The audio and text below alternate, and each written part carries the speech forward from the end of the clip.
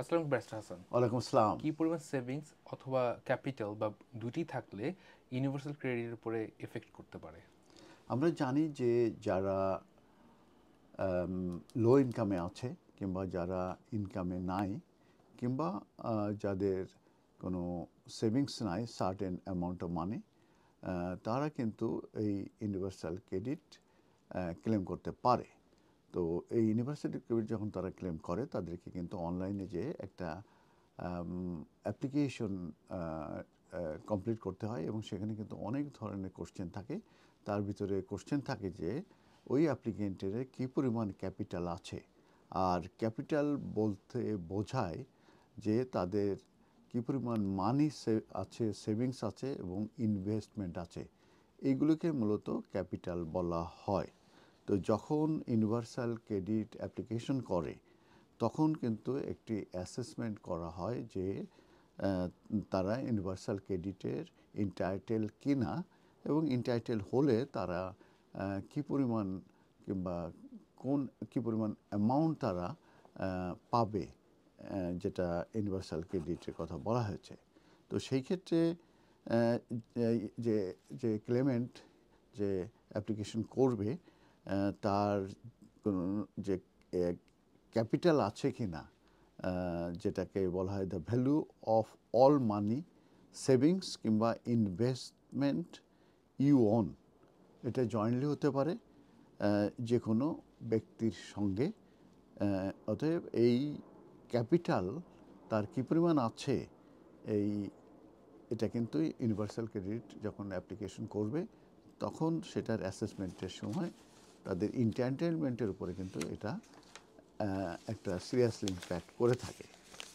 তো এই ক্ষেত্রে এই যে amount of savings, money savings এবং ইনভেস্টমেন্ট, সেটা কিন্তু ইন্ডিভিজুয়াল যে অ্যাপ্লিকেশন করছে এবং তার পার্টনার, এই দুইজনের ক্ষেত্রেই কিন্তু এটা অ্যাফেক্ট করে।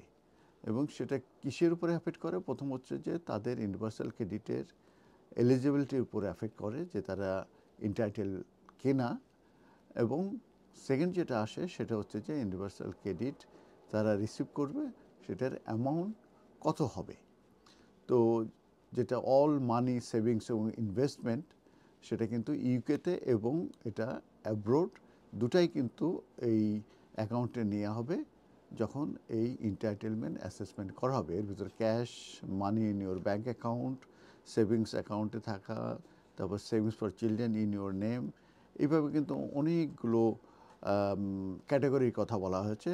তার ভিতরে একটা ইম্পর্টেন্ট ক্যাটাগরি হচ্ছে যে property you own but don't live in your self.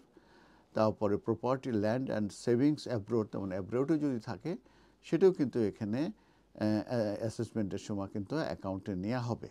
তারপর property land and saving abroad বলেছি। তারপরে ইনহেরিটেন্স পেমেন্ট যদি থাকে সেটা হতে পারে, বিজনেস অ্যাকাউন্ট অ্যান্ড অ্যাসেট যদি থাকে সেটা হতে পারে, ট্রাস্ট ফান্ডস, এই ধরনের অনেকগুলো কিন্তু আছে যেগুলো মূলত যদি কারো থেকে থাকে তাহলে সেগুলো কিন্তু অ্যাকাউন্টে নেওয়া হবে যখন তারা এই ইউনিভার্সাল ক্রেডিটের জন্য অ্যাপ্লিকেশন করবে। এখন প্রপার্টি নিয়ে আমি একটু বলি যে যদি কেউ প্রপার্টি ওন করে থাকে এবং সে যদি সেখানে বসবাস করে থাকে, সেক্ষেত্রে ভ্যালু অফ দ্য প্রপার্টি যে ক্লেমেন্ট ওন করছে এবং সেখানে সে বসবাস করে থাকে, এটা কিন্তু not taken into account when assessing your universal credit.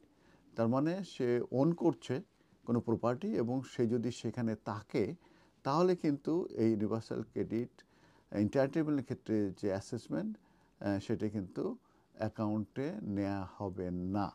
কিন্তু প্রপার্টি যদি আপনি ওন করেন কিন্তু আপনি যদি সেখানে না থাকেন, সেই ক্ষেত্রে যে কিন্তু এটা টেকেন ইনটু অ্যাকাউন্ট, এটা অ্যাকাউন্টে নেবে যখন সে তার অ্যাসেসমেন্ট করা হবে যে সে এই ইউনিভার্সাল ক্রেডিটের সে এন্টাইটেল কিনা কিংবা কত এন্টাইটেলমেন্ট। এবং সেটার এক্সেপশন একটাই, যদি সেই প্রপার্টিটা তার মেন হোম না হয়ে থাকে। এখন আমি যেটা বলবো সেটা হচ্ছে যে কারোর সেভিং যদি মোর দেন 16,000 হয়ে থাকে সে কিন্তু ইউনিভার্সাল ক্রেডিটের জন্য এন্টাইটেলমেন্ট নয়। আবার কারোর যদি বিলো 6,000 থাকে সেক্ষেত্রে কিন্তু তাদের পেমেন্টের ক্ষেত্রে কিংবা তাদের এন্টাইটেলমেন্টের ক্ষেত্রে কোনো রকমের কিন্তু এফেক্ট করবে না। তারা কিন্তু ফুল ক্যালকুলেশন করার পরে যে ফুল অ্যামাউন্ট সেটাই কিন্তু তারা পাবে। এখন আমি আপনাদের বলবো কারো যদি বিটুইন 6,000 অ্যান্ড 16,000 যদি তাদের ক্যাপিটাল থেকে থাকে, সেভিংস থেকে থাকে, কোনো ইনভেস্টমেন্ট থেকে থাকে, সেই ক্ষেত্রে যেটা বলা হয়েছে যে £4.35 মূলত রিডিউস হবে ফর এভরি 250 পাউন্ডে। তার মানে এভরি 250 পাউন্ডে £4.35 রিডিউস হবে যাদের বিটুইন 6,000 অ্যান্ড 16,000 সেভিংস কিংবা ক্যাপিটাল থাকবে। আর আরেকটা জিনিস আমি এখানে উল্লেখ করি, সেটা হচ্ছে যে প্রপার্টি যদি নিজে থাকে এটা অ্যাকাউন্টে নেবে না, কিন্তু আরেকটা প্রপার্টি যেটা রেন্টাল প্রপার্টি দেওয়া হচ্ছে কিংবা সেখানে যদি ইকুইটি থাকে এবং সে যদি 16,000 উপরে থাকে সেক্ষেত্রে কিন্তু তাদেরকে অবশ্যই এটা ডিসক্লোজ করতে হবে এবং 16,000 উপরে তারা কিন্তু এলিজিবল হবে না।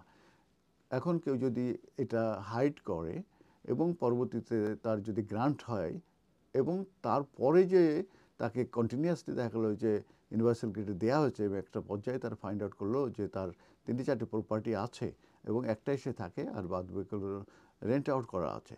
এখন ওই প্রপার্টিগুলোতে তার ইকুইটি আছে, দ্যাট মিনস যে মানি দিয়ে সে কিনেছিল সেই মানির থেকে আরও দেখা যাচ্ছে যে আরও এই মধ্যে বিক্রি করলে মর্গেজে যে মানি আছে সেই মানি দেওয়ার পরে তার ওখানে অনেক ইকুইটি আছে এবং সেটা 16,000 উপরে, তখনই কিন্তু তাদের জন্য বিরাট সমস্যা হয় এবং তখন তারা তাকে লেটার পাঠাবে, তার অন্যান্য ব্যাংক স্টেটমেন্ট চাইবে এবং ওই প্রপার্টি রিলেটেড ডকুমেন্ট চাইবে এবং কত দিয়ে কেনা হয়েছে এবং তার ভ্যালুয়েশন তখন কত ছিল এখন কত ছিল এইভাবে দিয়ে তারা কিন্তু এটা ব্যাপারে বিভিন্ন ইনফরমেশন চাইবে এবং তারা যদি দেখে যে 16,000 উপরে ওইটার ইকুইটি আছে এবং সেটা ডিসক্লোজ করেন না, সেক্ষেত্রে কিন্তু তারা ওই মানি ফেরত চাইতে পারে এবং তাদেরকে প্রসিকিউশনে করতে পারে, প্রসিকিউট করতে পারে এবং অনেক ক্ষেত্রে তাদের কিন্তু ক্রিমিনাল কনভিকশন হতে পারে। ধন্যবাদ।